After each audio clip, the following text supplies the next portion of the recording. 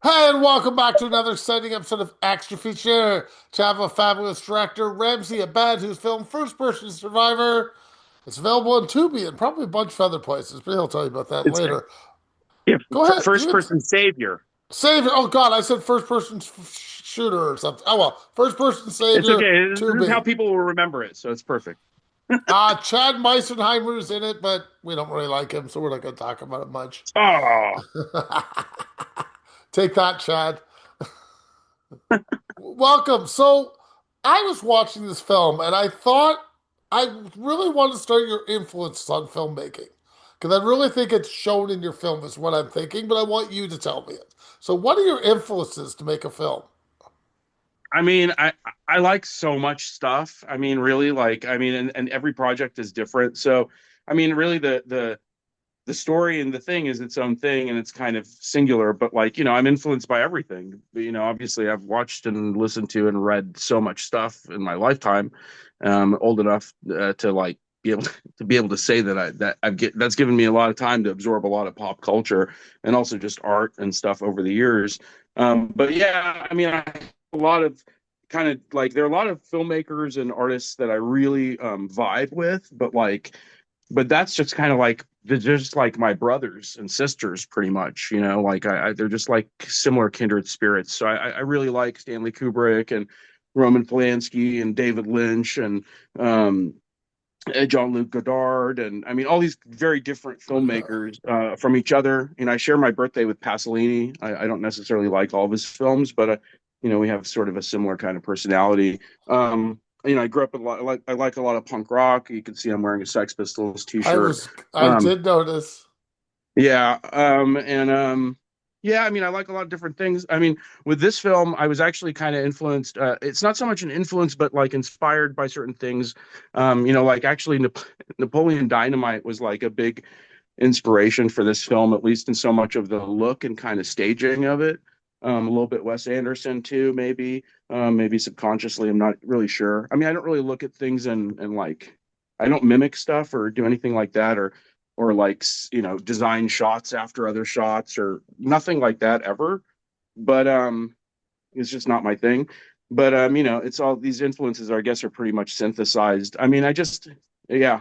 I mean, I'm definitely into existentialist stuff too. Like Kafka is There we one of go. my favorite people in the whole world.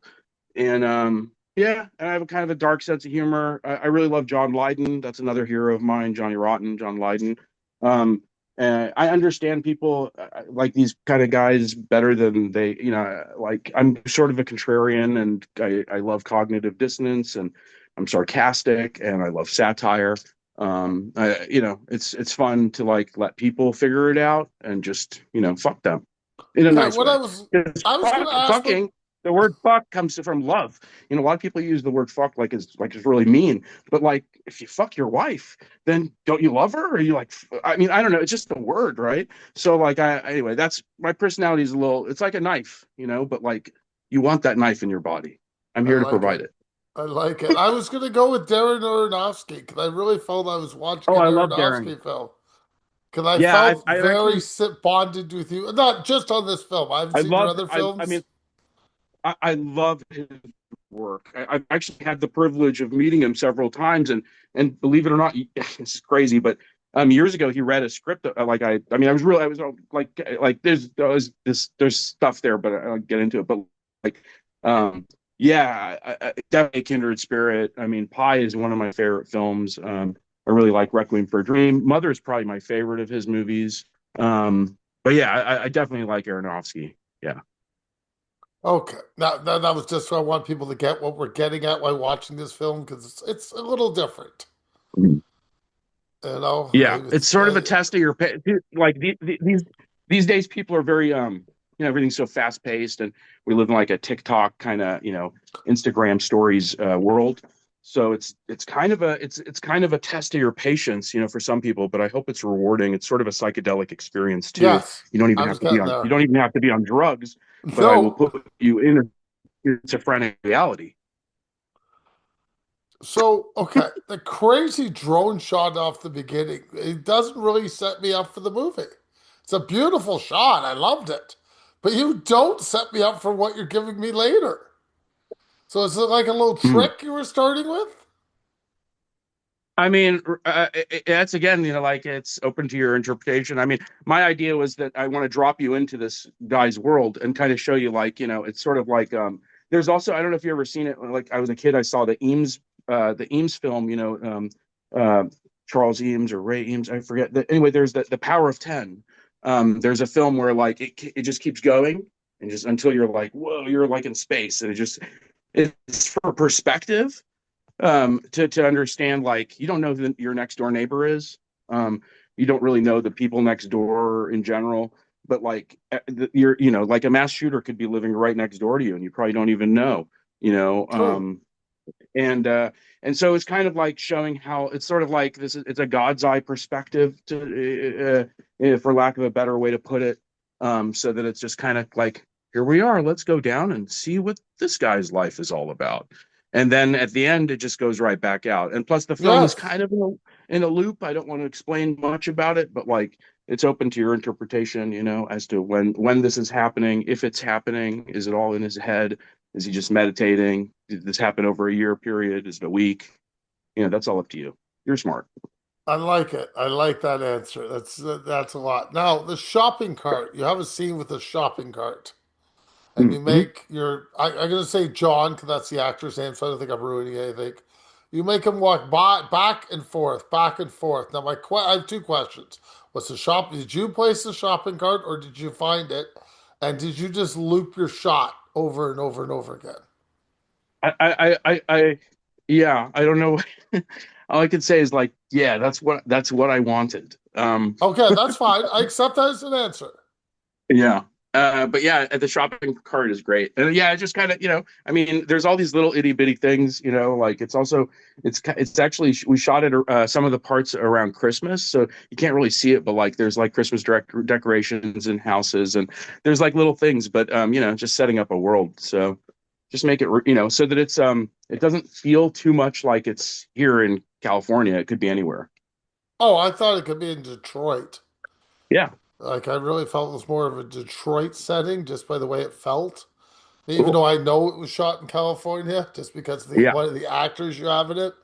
If he Yeah. wasn't there, I would have no idea. Yeah. And that's just No, because that's I know perfect. the That's so person, so great. I know. So I'll give you that. I I also want to look at the bus when you go on the bus seats. Oh yeah. Are those all guerrilla shooting? I mean, I'm sure you didn't have a permit to be on a bus.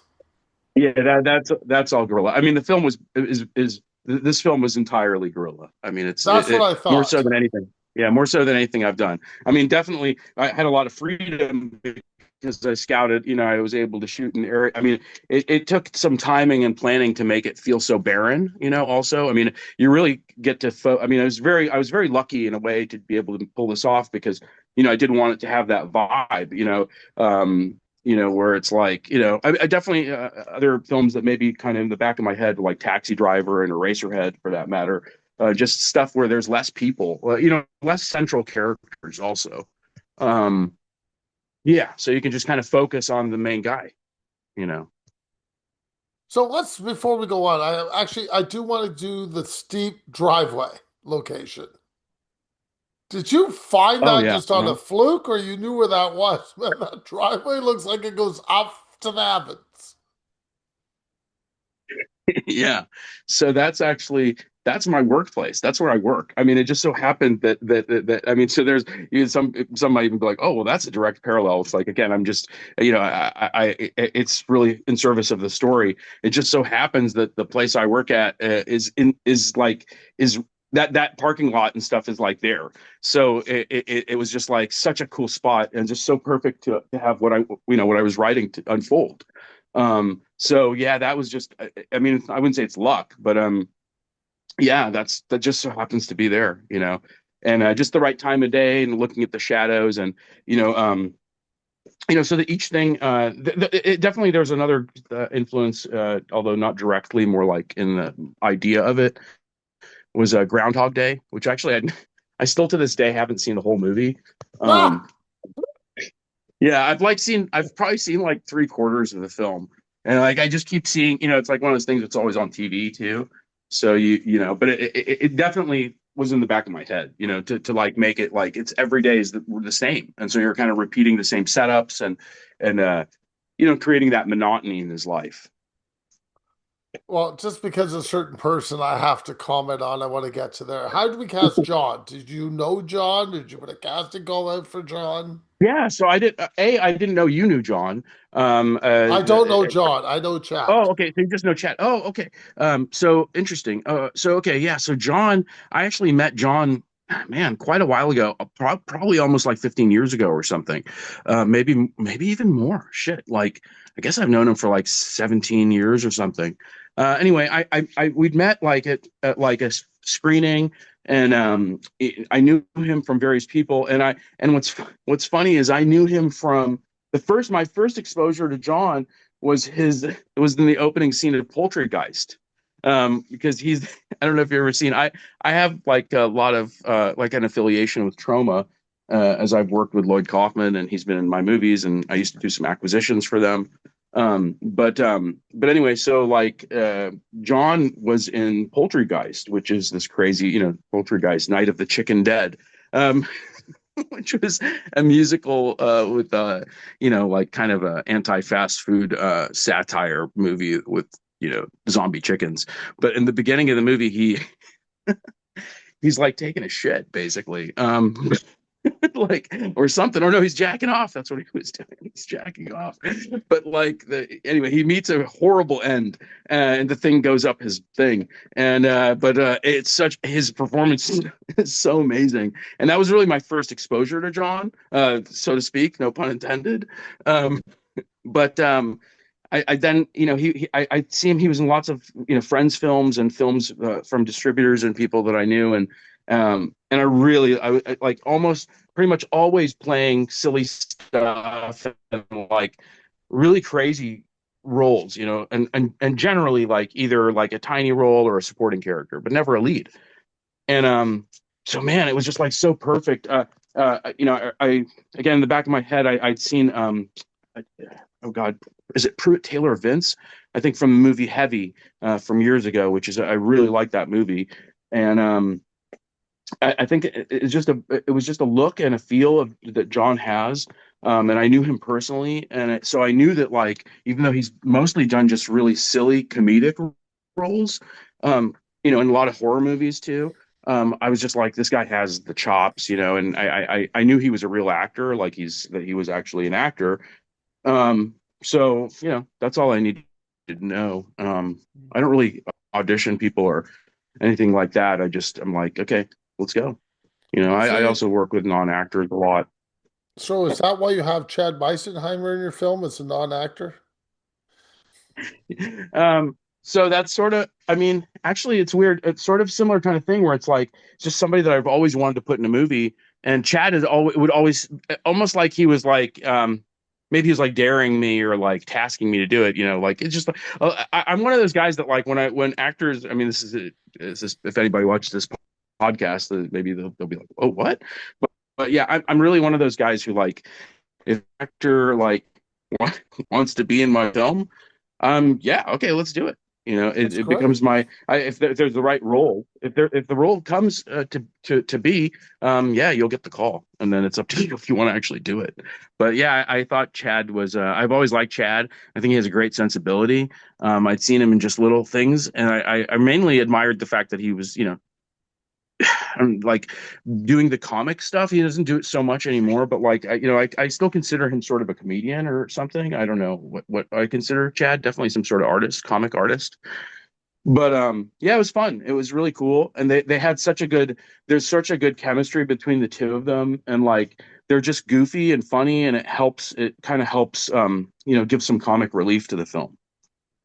Okay. You have Chad in a certain part of the film. He has different cups all the time, and Mhm. he has different shirts all the time. Mhm. Was that his idea or your idea? No, I mean, it's my idea in the, these are different days. So time's going by, like, kind of the same sentiment, same feeling, but it's the same, it's same old, but, it can't be the exact same thing. Except with John, he kind of he sort of almost wears like a uniform, Yes. you know. But but yeah, yeah. So yeah, those are all my ideas. I felt while I was sitting in the film and watching this part, I wanted to sing. I felt that this is when my dream was starting. As I watch scenes Mhm, unfold and we revisit scenes, I'm like, okay. And that's where the Aronofsky started to come in for me.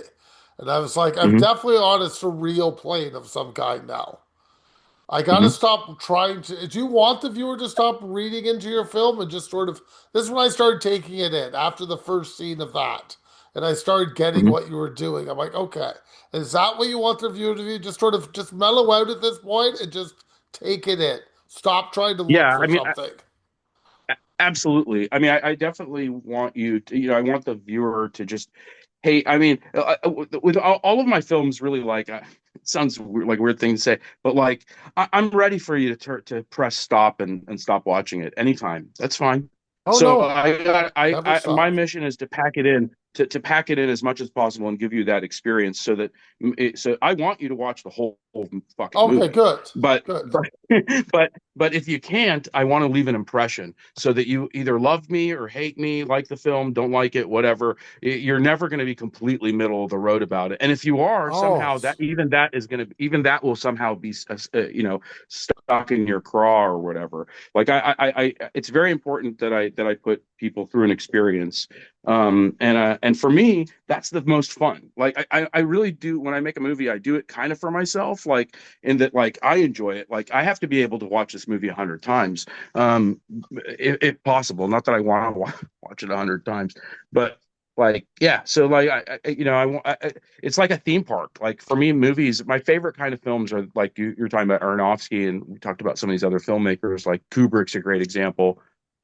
Even Christopher Nolan. I mean, it probably won't surprise you if I tell you that I mean, I don't like all of his movies, honestly. I really like some of them, but my favorite Christopher Nolan movie, like hands down, is Tenet. Like, fuck I all the knew it. other shit. I could Tenet. have guessed that one because it's exactly like yours. Yeah. So that's my vibe. It But makes yeah, I perfect mean, sense to me. I it would totally make sense. Absolutely. thank you. But that being said, that some and see, the fun of this is that somebody hears this and they're like, "Well, fuck, I'm never gonna watch your shit." Hey, you can go fucking watch Giggly or Glitter or like fucking The Expendables Part 10, whatever you Oh, fucking want to watch. Just fuck off and don't watch my film. Thank you. okay. I appreciate you saying, but the people gotta understand. People do watch your movies because they're on my show. So I do independent movies because I like them.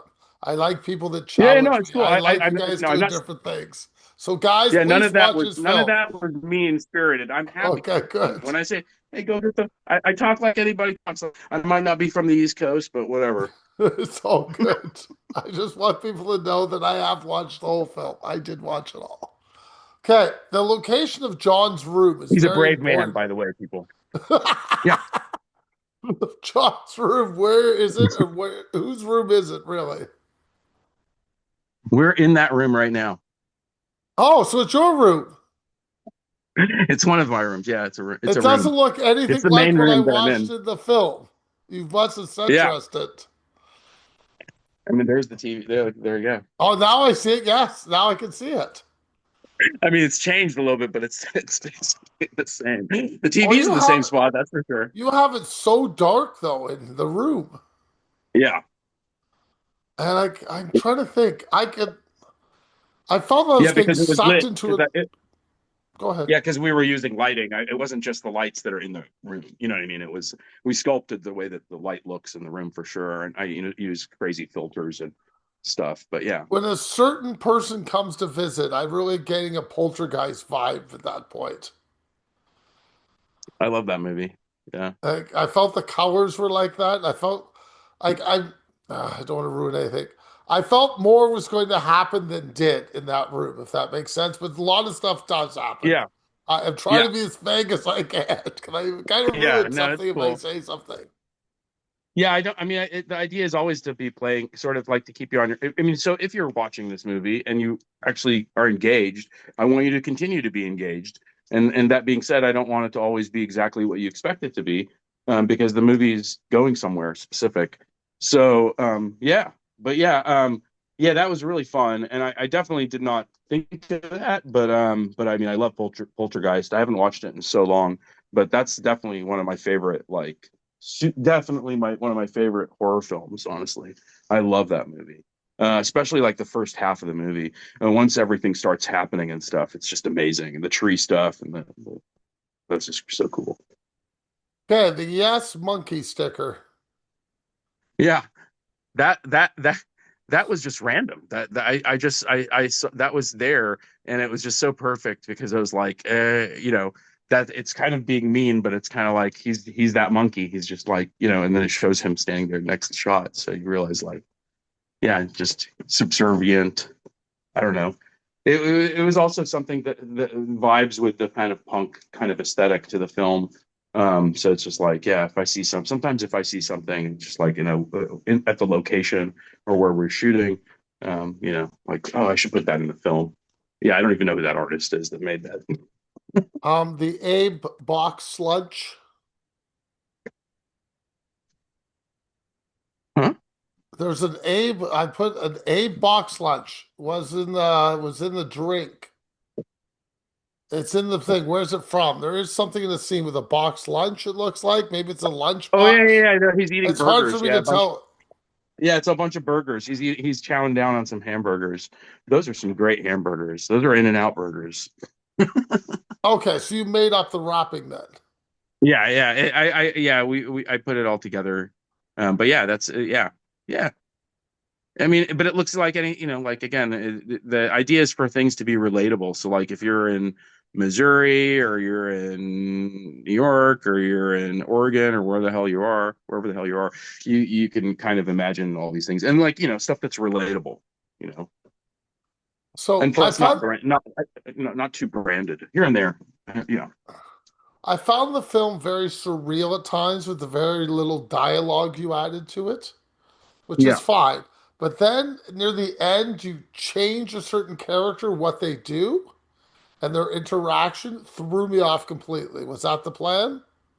Yeah, because and it's open to interpretation if that stuff is really happening or if that's in his head. Because yeah, because also his character is going through a transformation. Because you notice Yes. that he's sort of becoming almost more confident too, and like kind of like getting a spine. You know, um, but yeah, which is scary. I don't want I don't want to give away what the whole point of that is saying, but like there's something and he was seeking that and that like the idea is that where all the power lies. The power is in that, you know and it's an analysis of that because it's the idea that like this is what unfortunately this is how it works, like in the psychology of a person who could do something horrible. um you know but yeah, so the whole vibe shifts, because and it's silly because I mean it will tell like, okay, that's obviously not happening.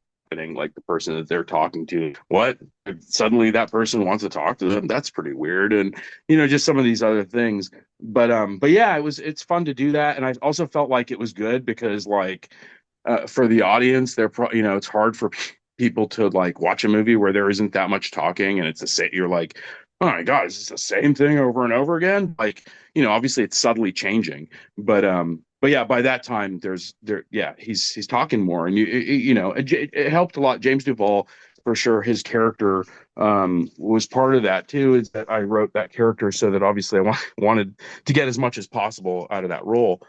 So that was also kind of works in that direction. And when they if that makes sense. It does. How many times did you have to shoot scenes? So, I mean, I know you're Groundhog Day shooting. That's fine. We can go whichever way you want. Did you revisit these on different days, or was it always shot on one day? So, just for continuity issues. Um, as much as possible shot on, we did have some pickups and stuff, but as much as possible everything was shot in the same days, so that the stuff was, I mean really I this film, partly in the way that it's written, is designed so that it was done with less money and more ease and stuff, so that even, I mean, not to give it away, but even like when it's like, okay, well, we're, instead of like cutting each time, just go back. That's going to be when you're going back. And then, okay, let's do it again. You go back this way, and this time you're going to do it like this. And then next thing you know, I'm like, oh shit, I've got like 20% of the movie done. Oh, So it, interesting.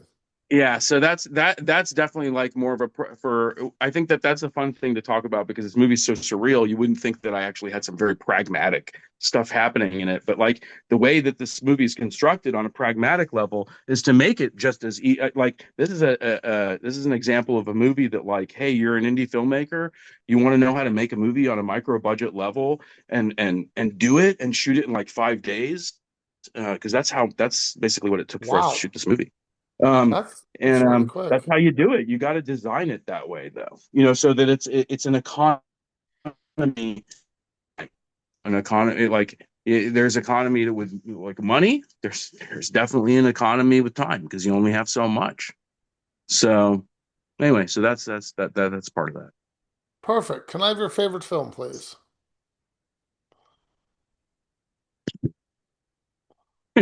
It's probably, I mean, honestly, probably It's a Wonderful Life.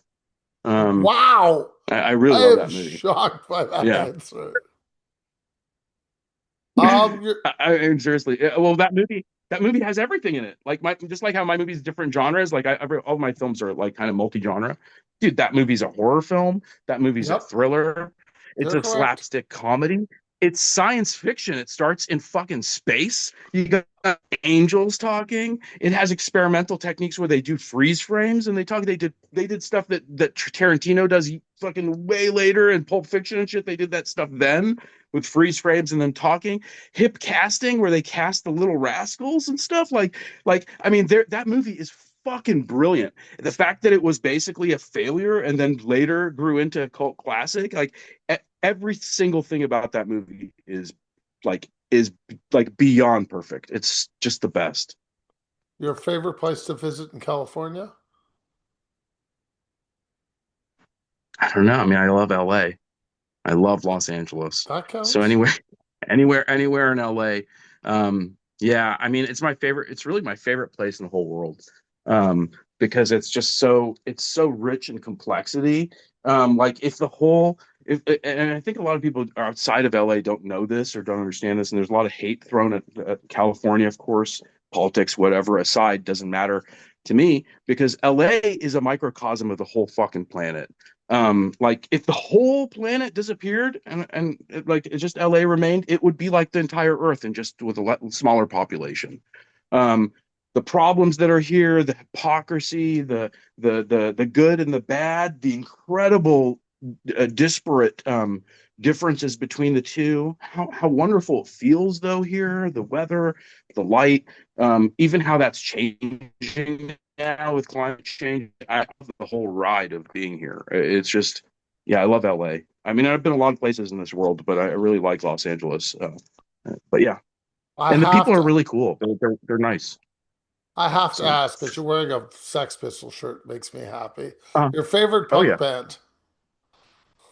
I mean, it's the Sex Pistols. I mean, I like Exploited also. I love the Clash. I like a lot of older stuff like Bad Brains, and I like some new stuff here and there. There's a guy named Meryl Streak that I found out about who's Irish that opened for PIL. That's Oh, brilliant. But definitely Sex Pistols. I'm a huge John Lydon fan, so PIL, especially early PIL, is huge for me.